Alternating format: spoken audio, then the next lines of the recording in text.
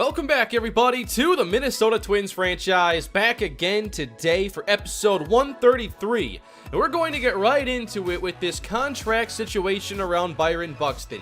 This is basically the deadline for an in-season extension, and I really wanted to get this deal done.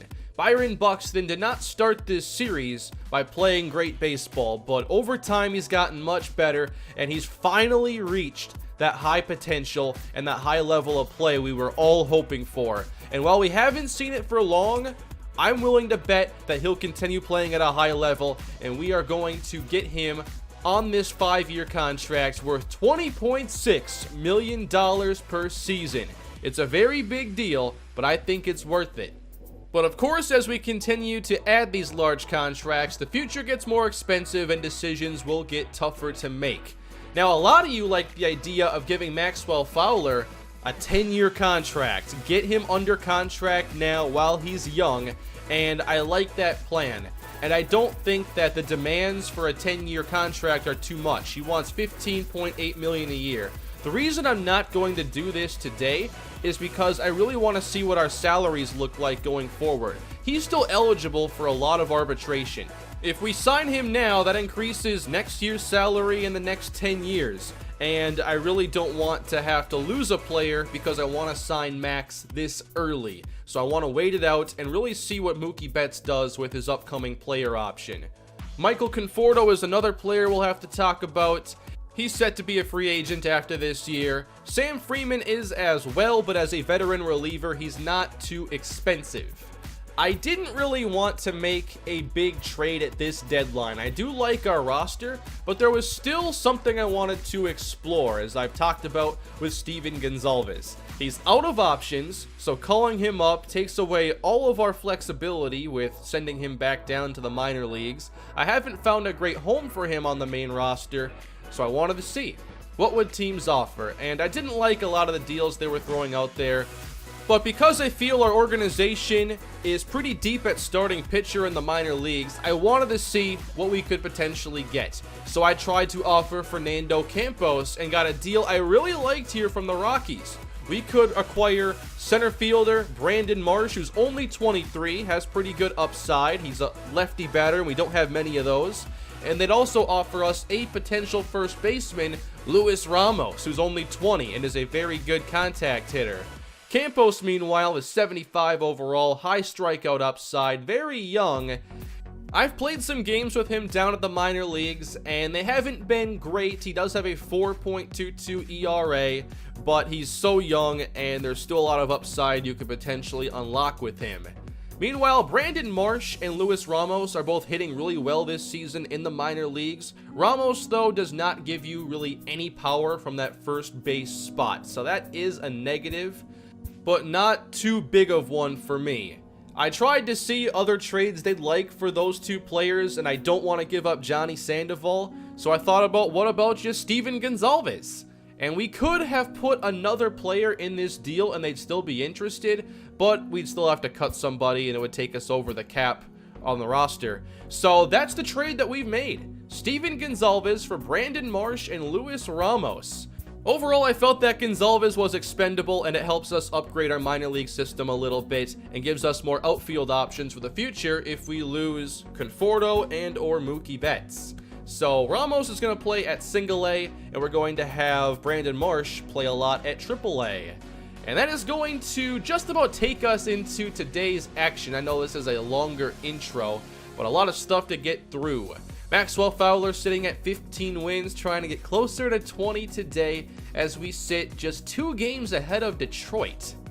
Hoping things will pull away in the beginning of August, you can see we're still kind of playing this 500 ball. We end up losing this series to the White Sox and then the Yankees. The Royals split with us. Not a great road trip. And here is a stat update. I wish they had stats just by month so I could see what's happened in the recent weeks of play. Hot and cold streaks give you an idea of who's playing well at least. A 2-game series against the Cubs, we split that one. More interleague play up next against the Phillies. But here was the 10-5 win over Chicago, the team with, I believe, the best record in the majors.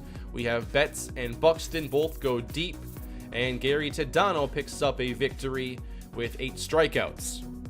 So far, Ty Gonzalez hasn't played a ton. He has 4 hits and 24 trips and 1 home run. And Yadier Alvarez, it says he's on a hot streak, but this has not been a great season for him. In the offseason, I plan to give him a cutter as a 4th pitch, but this year, there's a steep drop-off in his play with the ERA up almost 2 full points, and I hope that he can bounce back from this. I will be patient.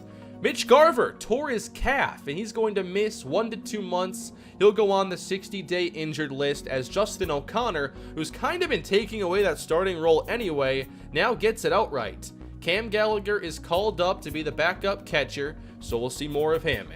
And now we have a little series here in Fenway against the Red Sox. We win this first game 7-4. Plenty of extra base hits, but no homers, as Maxwell Fowler does get win number 16. But this 16th victory took a long time to get. And currently the Tigers are just a half game back, so we've really got to step up our play. And we're trying to win our first series in around a month. So we're on the road against the Boston Red Sox today, facing Yu Darvish. They acquired him in a trade a little bit earlier this season as they try to make a playoff push. And of course, this is the return to Boston for Mookie Betts, who left the Red Sox during free agency as they wanted to sign George Springer instead. So let's get things underway as Darvish blows a fastball by Betts, 1-2, and lifted into shallow right field. Pretty easy play, and 1 down.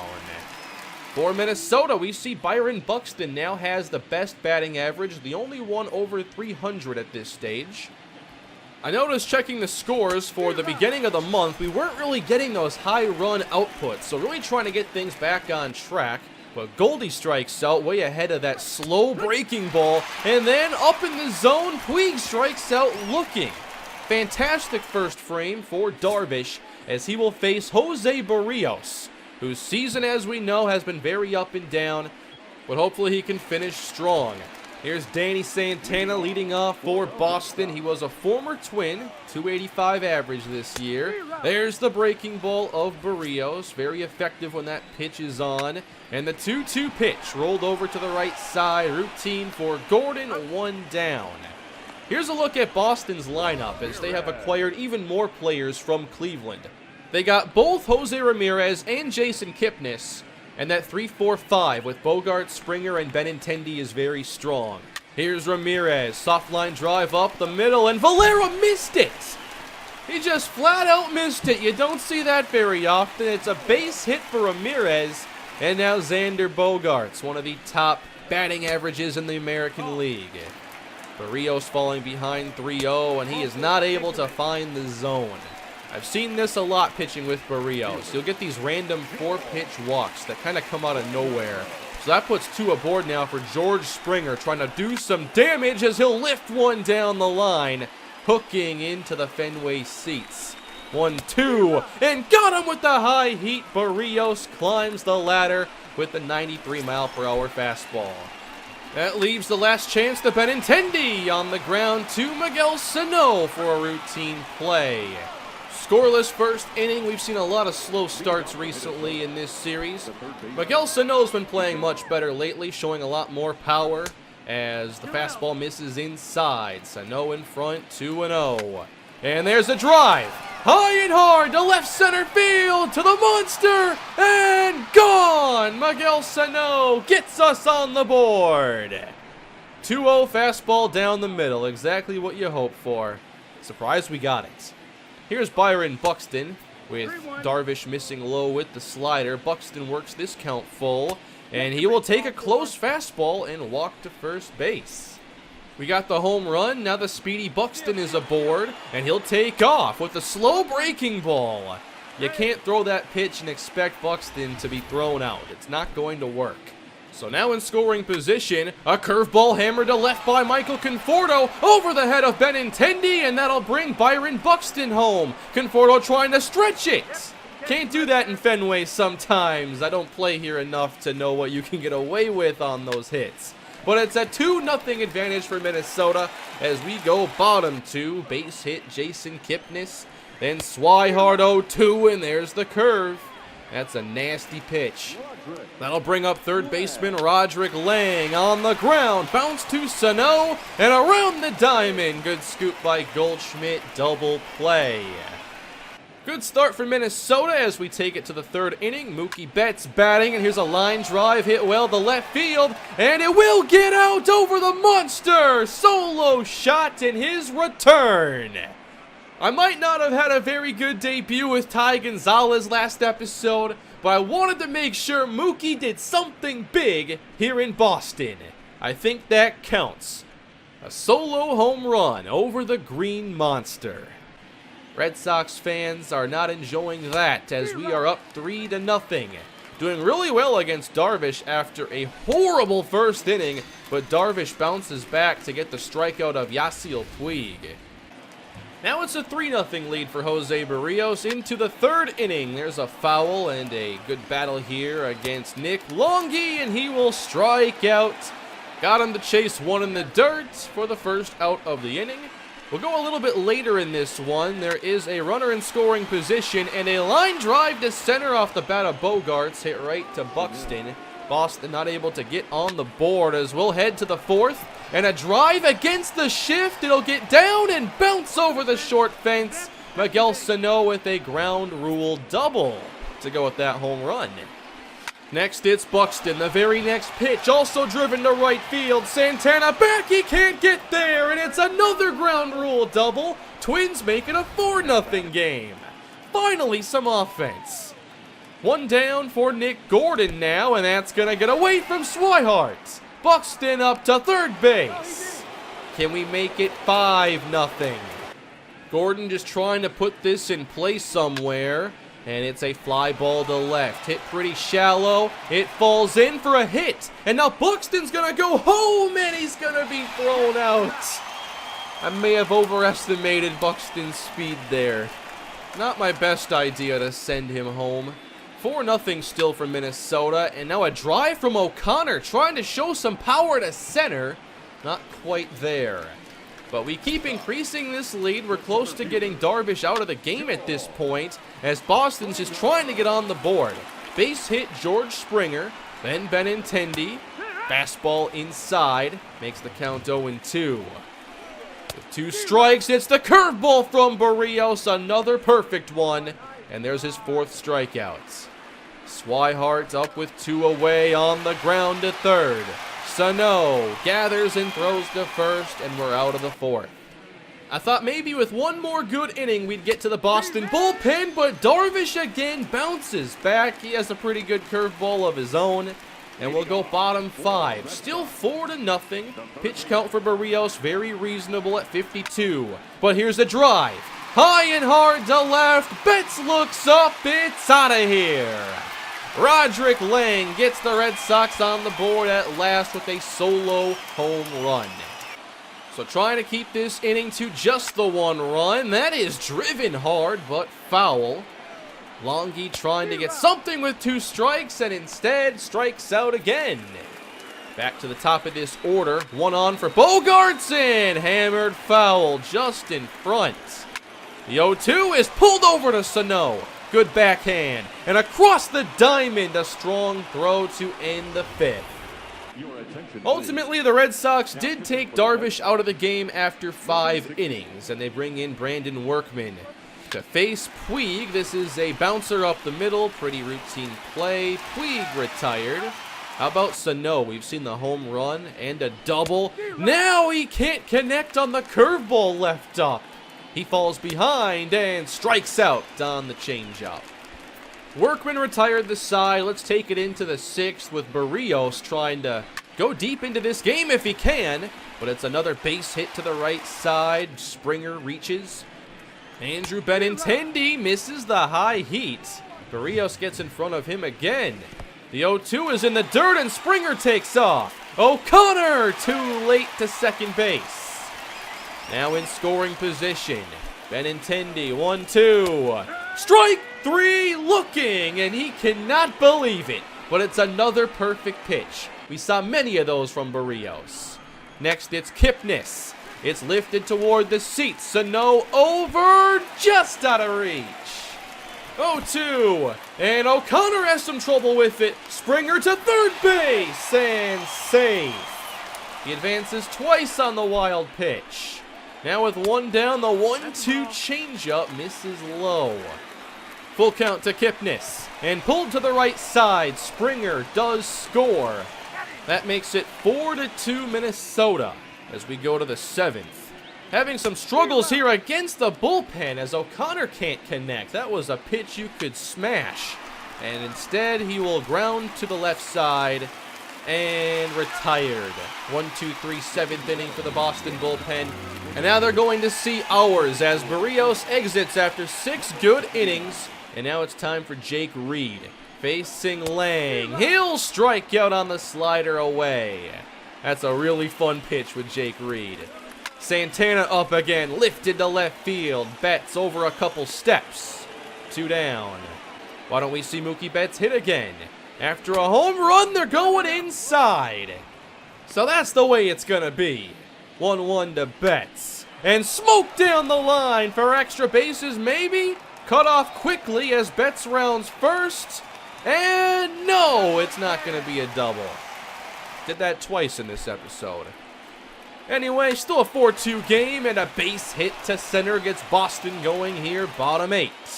Springer up, runner aboard, and a line drive to first. Almost a double play. All right, Benintendi's up, hitting .340 this year. Let's go to our best lefty, Sam Freeman. First pitch to Benintendi is a splitter, nailing the outside corner. 2-2. Benintendi chopped to the right side. A good, weak ground out. We handled the heart of their order pretty well. Can we get any insurance? Here's Buxton with a line drive, drilled to left field. Once he's aboard, of course we want to steal. The problem is other teams realize that. And he doesn't get the best jump here and is out easily. So another base running miscue on my part, but it's okay as long as we win. Sam Freeman begins the 9th. Here's a shallow fly ball into left, and Betts comes in to make the catch. And now we'll go to another ex-Red Sox. We traded for Raisel Iglesias years ago from this team. Now he's our closer, and there's a changeup outside. Swihart falls behind in the count, and he'll strike out on the inside fastball. The Red Sox are down to their final out. Again, we're trying to win our first series in weeks. Roderick Lang homered earlier. He's the last hope for Boston. And the changeup misses below the knees. Full count to Lang. And a grounder getting through straight up the middle. And now the tying run represented by Nick Longy at the plate. First pitch, soft line drive to second base, and the game is over. The Minnesota Twins are victorious behind an excellent Jose Berríos start and some early power from this lineup. Was one of my better hitting episodes lately, and we scored without home runs, which is an emphasis of mine. I want to get more doubles and string some hits together. Of course, I'm going to hit some home runs. With this lineup, it's hard not to. But I was really impressed by this start from Berríos, one of the best I've had with him against a quality team that didn't do much against him. As you can see, this stands as our only outright series victory in the month of August, and we have the same exact record as the Detroit Tigers. So this saga continues. I don't know that we'll watch another game against the Tigers next episode. I'll have to check the schedule and see when our last series are against them. But we are simulating a lot faster now. We have just like 6 weeks until the postseason in game. And hopefully we are, of course, a part of it and aren't just playing in some one-game wild card. That's a big concern if we don't finish with a strong record. I also want to see Max get to 20 wins, and that got a little less likely this episode. Well, that's going to do it for today, everybody. Please leave your feedback down below in the comment section. Smash that like button, subscribe to the channel, and let me know what you want to see from next time in the Minnesota Twins franchise. Have a great day, everybody, and I'll see you all again soon.